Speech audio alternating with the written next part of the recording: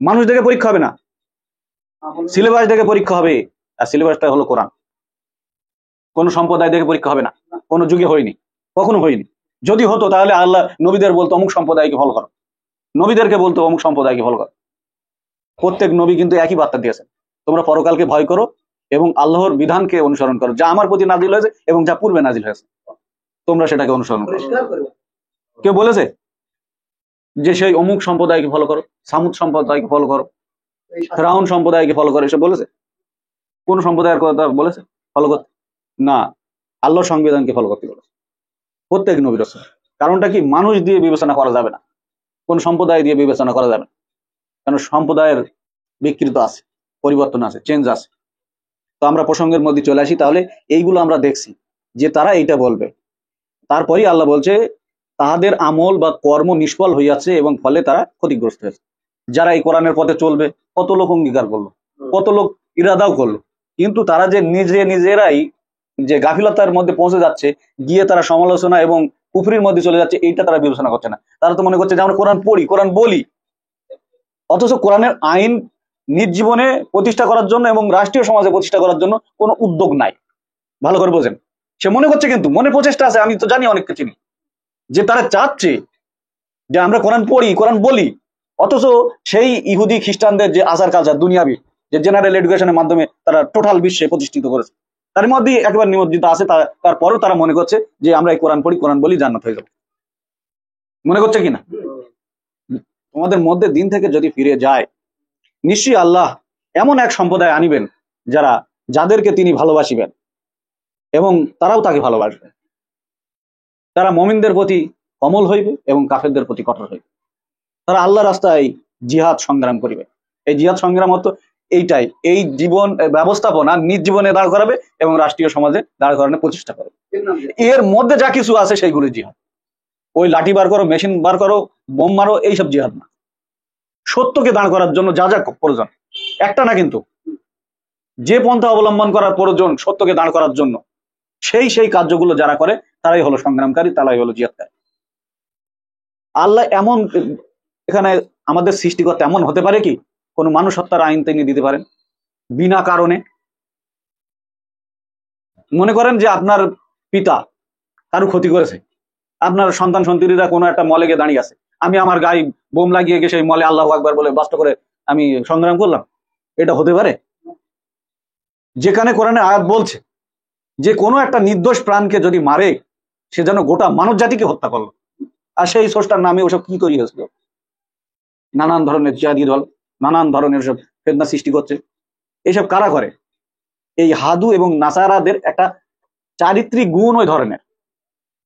এরা কি করে? এরা অর্থ সম্পদ দিয়ে ওই ধরনের উস্কানিমূলক বিধিবিধান তৈরি করে সমাজে দাঁড় করে দিয়েছে। তাদের নাম ওইসব বিভিন্ন জায়গায় শুনেন, এসব জিহাদি গ্রুপ, অমুক তমুক। তাদের মূলত উদ্দেশ্য হলো মাল আর মানুষের মস্তিষ্ককে নষ্ট করা।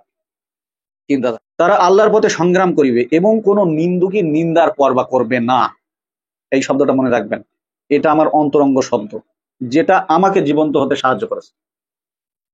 আমি যদি, যেহেতু আপনাদের চেয়ে অনেক কম বয়স, আপনাদের ছেলের বয়স হিসেবে, আমি যদি আমার লাইফে ওইটা মনে করতাম যে আমার তো টাকা পয়সা জ্ঞান বুদ্ধি যা কিছু আল্লাহ দিয়েছে, তাহলে আমি আমার জীবনে ব্যয় করব, আমি মজ মস্তি করবো, আমি বিভিন্ন জায়গায় গাড়ি ফ্ল্যাট কিনে ভোগবিলাসিতার মধ্যে থাকবো।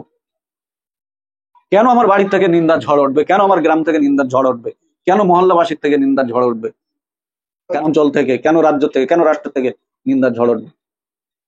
যদি এইটা মনে করতাম, তাহলে এই যে স্থানে এখন আল্লাহ আমাকে দাঁড় করিয়েছেন, আমি কি থাকতে পারতাম? কেন আমি এই আয়াত তখন আমি জানতাম। যদি আমি নিন্দার পরবা করি, তাহলে আল্লাহর পথে অবিচল থাকা যাবে না। থাকা যাবে ভাই? তোমার সবচেয়ে অন্তরঙ্গ বন্ধুরাই তোমাকে সবচেয়ে বেশি কষ্টদায়ক কথা বলবে। যারা কালকে তোমার নিয়ে বাহবা করবে, তারাই তোমার অন্তরকে ভেঙে দেবে, এমন ভাঙবে তুমি উঠে দাঁড়াতে পারবে না। যদি আল্লাহ তোমার সঙ্গে না থাকে, তুমি আর চলতেই পারবে না। সেরকম ঝড়ের উপর দিয়ে আমি পার হয়েছি, সেরকম ঝড়ের উপর দিয়ে আমি পার হয়েছি। ওই জন্য আল্লাহ পাক এই জায়গায় এখনো বসার শক্তি দিয়েছে। আর কতদিন না জানিয়ে দেবেন আমি জানি না। তো এই জায়গায় সকলকে দাঁড়াতে হবে, একজন তো যথেষ্ট না। আপনার মৃত্যু পর্যন্ত আপনাকে অবিচল থাকতে হবে সত্যের উপরে, সত্য প্রতিষ্ঠা করতে হবে। আপনার নিজের ভিতরে এবং রাষ্ট্রীয় সমাজে। এর জন্য আপনার সংকল্প নিতে হবে। প্রতিক্ষণ যদি আপনি এই প্রচেষ্টা না করেন, আপনার অন্তরে যদি না থাকে, তাহলে আপনি মুমিন না, আপনি থাকতেই পারবেন না। ওই ইহুদি এবং খ্রিস্টানদের আচার কালচারের মধ্যে আপনার যেতেই হবে। ওই ওদের যা নিয়ম রুলস, ঠিক একইভাবে সকল ধর্ম একই নিয়ম রুলসের মধ্যে থাকে, শব্দগুলি আলাদা। যেহেতু আমি অনলাইন মাধ্যমে বলি না বলে অনেকে মনে করে জানেন, শব্দগুলি আলাদা। তারা হিব্রুতে বলে, হিন্দিতে বলে, ইংলিশে বলে, আরবিতে বলে, ফার্সিতে বলে। সেইগুলো সবটাই যদি একটা ভাষায় আমি এনে দেই, দেখবেন সবকিছু শব্দ একই, দেখতেও একই, বলছেও একই। কেউ পুজো প্রার্থনা বলে, কেউ ইবাদত বলে, ব্যক্তি এক এক ধরনের শব্দ ইউজ করে, কিন্তু জিনিসটা একই বোঝায়, একই জিনিস বোঝায় না। জল বলুক, ওয়াটার বলুক, আপনার পানি বলুক, এটা আল্লাহর অনুগ্রহ। যেটা আমি এখন বললাম, এটা আল্লাহর অনুগ্রহ। তিনি যাকে ইচ্ছা সেটাকে দান করেন। তিনি প্রাচুর্যময় এবং সর্বজ্ঞ। কত সুন্দর বিষয় না? এই যে অনুগ্রহটা, যে মানুষ কিন্তু এটা খুব কঠিন বিষয়, যে নিন্দুকের নিন্দার ভয় করে না। মানে আপনি বুঝতে পারছেন, আপনার বেই যদি আপনার নিন্দা করে কিরকম লাগবে? আপনার ভাই যদি আপনার নিন্দা করে, আপনি দৌড় গেলাম না, নাই ওখানে যখন নিন্দা হচ্ছে, যার জন্য নিন্দা হচ্ছে, প্রত্যাখ্যান করবেন না আপনি? মেয়েরা যদি ফোন করে, আব্বা আপনি কোথায় গেছেন, দিন থেকে বেরিয়ে গেছেন, কিংবা নানান ধরনের পীড়াদায়ক কথাবার্তা বলে, তখন কি আপনি থাকতে পারবেন? তার মানে কি আপনি নিন্দার পরবা করছেন? যে করে না, এই শক্তি আল্লাহ দান করেন। তিনি যাকে ইচ্ছা দান করেন। তিনি প্রাচুর্যময়। এটা একটা বিশাল ধরনের শক্তি। পৃথিবীতে অবিচল থাকার জন্য এই শক্তিটা প্রয়োজন। এক কান্দে শুনলাম, আরেক কান্দে বার করে দিলাম। এমন কোন নবী রাসূল আমি পাঠাইনি যাদেরকে পাগল ও মিথ্যাবাদী বলা হয়নি। ভাই, আপনার অন্তরে কি একটা আশ্বাস তৈরি হচ্ছে না, একটা সাহস তৈরি হচ্ছে না, যে নবীদেরকে, সেরকম পবিত্র মানুষদেরকে, যারা আল্লাহর বাণী সারা জীবন সমাজে প্রতিষ্ঠা করেছে, নিজ জীবনে প্রতিষ্ঠা করেছে, সেই সব ব্যক্তিদের যদি মানুষ পাগল বলে, তা এর চাইতে আর বড় অপরাধ বা অপরাধী কি হতে পারে? তাদেরকে অপরাধী করেছে, তাহলে আপনাকে করবে না, এটা আপনি কি করে ভাবছেন? সমাজের মানুষ কি তাদেরকে অপরাধী করিনি এই বলে? তাদেরকে অপমান করিনি, অবমাননা করিনি, প্রত্যাখ্যান করিনি, মারার হুমকি দেয়নি, তাদেরকে কি মারিনি, তাদের সঙ্গে কি যুদ্ধ করিনি? করেছে, সর্বোচ্চ প্রচেষ্টা করেছে। তাহলে আপনার সঙ্গে করবে না, এটা কি হতে পারে? হতে পারে? এটা আমার উত্তর দেন। হতে পারে? কখনো হতে পারে না। বিসমিল্লাহির রহমানির রহিম। আপনারা দেখেন সূরা মায়দার 55 নম্বর আয়াত, ইন্নামা নিশ্চয়ই তোমাদের ওলি হচ্ছে আল্লাহ, ওয়া রাসূলুহু এবং তার রাসূল, ওয়ালিল্লাযিনা আমানু লিল্লাযিনা, আর যারা ঈমান এনেছে তারা, অহুম রাকিউন, তারাই হচ্ছে প্রকৃত রুকুকারী। প্রকৃত বিষয় যেটা আল্লাহকে আমাদেরকে বোঝাচ্ছে, সেটা আমরা বুঝি। তোমাদের বন্ধু অর্থাৎ মুমিনদের বন্ধু, যারা নিন্দার ভয় করে না তাদের বন্ধু, যারা ইহুদি খ্রিস্টানদেরকে বন্ধু বানায় না তাদের বন্ধু হচ্ছেন আল্লাহ এবং তার রাসূল। এবং তারপরে বলছে মুমিনগণ, যারা সালাতকে প্রতিষ্ঠা করে, আল্লাহ যে কার্যগুলি দিয়েছেন, যে বিধানগুলি দিয়েছেন, ব্যক্তি ও রাষ্ট্রীয় সমাজে যারা প্রতিষ্ঠা করে, তারাই হচ্ছে সালাত প্রতিষ্ঠাকারী। তারপরই বলছে অর রাকিউন, তারাই হচ্ছে বিনয় নম্র আল্লাহর বিধিবিধানের উপর। তার এখানে বাদ গিয়েছে যেটা হচ্ছে জাকাত। জাকাত মানে এই যে আল্লাহ পাক যে বিধিবিধানগুলি দিয়েছে, এটা ব্যক্তি এবং রাষ্ট্রীয় সমাজে প্রতিষ্ঠার মাধ্যমে নৈতিকতা ভিত্তিক উন্নয়ন নিশ্চিত করবে। এটা সকল ক্ষেত্রে, অর্থ হোক, তার জীবনের আইন ক্ষেত্রে হোক, সব ক্ষেত্রে সে কি করবে? জাকাত প্রদান করবে। জাকাত মানে টাকা পয়সা না, পরিশুদ্ধতা অর্জন করবে, নৈতিকতা ভিত্তিক উন্নয়ন তার ভিতরেই সে নিশ্চিত করবে। এটাকে জাকাত বলে। সেই হচ্ছে রুকুকারী, বিনয় নম্র, আল্লাহর বিধিবিধান মান্যর ক্ষেত্রে সে বিনয় নম্র। বিষয়টা পরিষ্কার? তাহলে আমরা এই ব্যক্তি হতে চাই কিনা? আমাদের বন্ধু আল্লাহকে রাখতে চাই কিনা? আমাদের বন্ধু আল্লাহ রসুল থাকছে কিনা? আমাদের বন্ধু মুমিনগণ হচ্ছে কিনা? আমাদের বন্ধু মুমিনগণ আছে? আমাদের বন্ধু আল্লাহ আছে? আমাদের বন্ধু কি রাসূল আছে? নেই। আল্লাহর সঙ্গে বন্ধুত্ব করার অর্থ হলো আল্লাহর বিধিবিধান আপনার নিজ জীবনে দাঁড় করাতে হবে। আল্লাহ রাসূলের সঙ্গে বন্ধুত্ব করা হলো আল্লাহ রাসূলের আদর্শকে আপনার নিজ জীবনে দাঁড় করাতে হবে। আর মুমিনদের সঙ্গে বন্ধুত্ব করার অর্থ হলো আল্লাহর বিধান মিলে মিশে নিজ জীবনে পালন করতে হবে। ওই সীসা গলানো প্রাচীরের মতো, আল্লাহ উদাহরণ দিয়েছে না, সীসা গলানো প্রাচীর, তাহলে কত মজবুত প্রাচীরের মতো হতে হবে। আজকে একে অপরের পিছনে নিন্দা, একে অপরের পিছনে কিবোধ, তুমি বেশি মানো না আমি বেশি মানি, কে বেশি মানছে, কে কার থেকে টাকা নিয়েছে, কে কার ঘুষ দিয়েছে, এইসব পুরো নানান ধরনের কথাবার্তা বলে আমি আমার ভিতরে কলুষতা দান করছি। যেখানে আমরা পড়েছি কোরআনে, আপনারা জানেন যে তোমরা একে অপরের পেছনে একে অপরের ভুল তালাশ করো না। গীবতকারী সবচেয়ে কঠোর শাস্তির কথা বলা হয়, যে একে অপরের গীবত করে বলছে তোমরা কি তোমাদের মৃত ভাইয়ের মাংস খেতে পছন্দ করো? একটা গীবতকারী তার চেয়ে বেশি নিকৃষ্ট,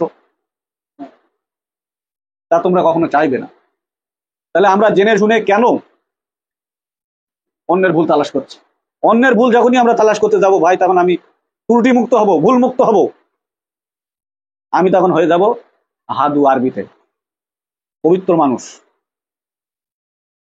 বোঝা গিয়েছে? যখন পবিত্র মানুষ হয়ে যাব তখন শুধু অন্যের ভুল তালাশ করে অন্যের সমালোচনা হবে।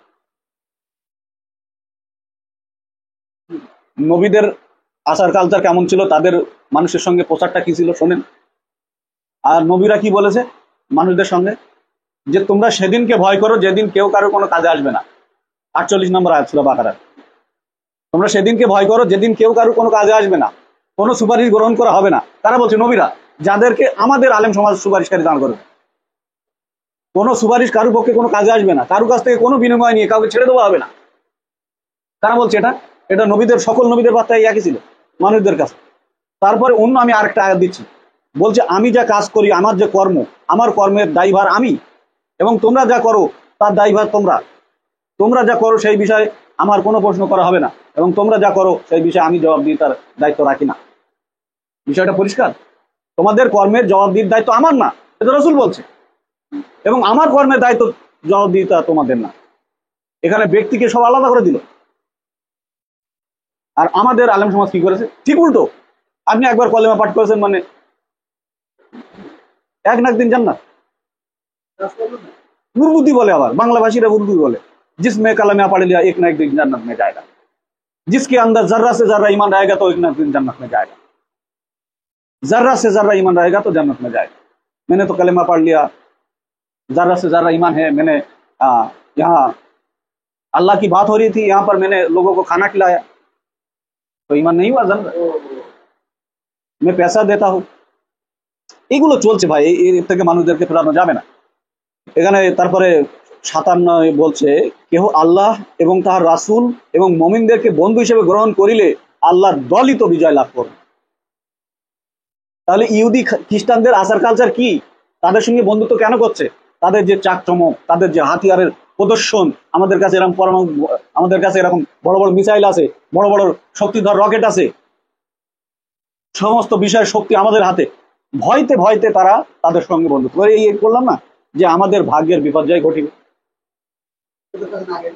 আচ্ছা, প্রকৃত মুমিনদের তো আল্লাহর প্রতি নির্ভরশীল হতে বলেছিল, তারা কি করে মুমিন হয়? সৌদি আরব যদি আপনার আমেরিকার উপরে ভরসা করে আমেরিকার সেনাবাহিনী নিরাপত্তার জন্য রেখেছে, শুনলে অবাক হয়ে যাবেন। এটা পুরো ভিতরে চুক্তির কথা বলছি। আমেরিকান সেনাবাহিনী সৌদিতে রাখা হয়েছে এই কারণে যে অন্য অন্য দেশ যেন ঝাঁপিয়ে না পড়ে। তাহলে কাদেরকে রেখেছে? খ্রিস্টানদেরকে। আমেরিকান সেনা মানে কি? খ্রিস্টান সেনা। খ্রিস্টান সেনাদের কাজ কি থাকবে? তাদের দেশের যে সংবিধান, সেই আইন সেখানে কার্যকারীর প্রচেষ্টা চলবে। দিন দিন তাদের যে আচার কালচার, এখন সব পশ্চিমা কালচার, পুরো গোটা মুসলিম বিশ্বের কথা বলছি আমি। তাদের যে আচার কালচার, এই ইহুদি খ্রিস্টানদের আচার কালচার সেম টু সেম। আমি সোশ্যাল মিডিয়ার মাধ্যমে, যেহেতু অনেকগুলো গোপনীয় বিষয় আছে, আমি সেগুলো নাড়া দেব না। তো আমরা যতটুকু জানি, সমস্ত মুসলিম কান্ট্রিতে সবই পশ্চিমা আচার কালচার, ইসলামিক আচার কালচার নামটা রয়েছে। যেরকম ওই ম্যাঙ্গো বিক্রি হয় না, ম্যাঙ্গো জুস বলে লেখা থাকে, ওটা ম্যাঙ্গো কি থাকে? ওতে থাকে ম্যাঙ্গোর ফ্লেভার। ইসলাম বলে যেগুলো চলছে সবই আর ইসলামের আর কি ফ্লেভার, ইসলামের ফ্লেভার। ওর মধ্যে প্রকৃত ইসলাম নাই। কারণ সত্য বলতে গেলে ওই নবীদের পূর্বে যেমন করেছিল ঠিক একইও আপনার সঙ্গে করে, তার চেয়েও বেশি করতে পারে। কারণ মানুষের মধ্যে আর এখন আর সততা নাই, ধৈর্য নাই।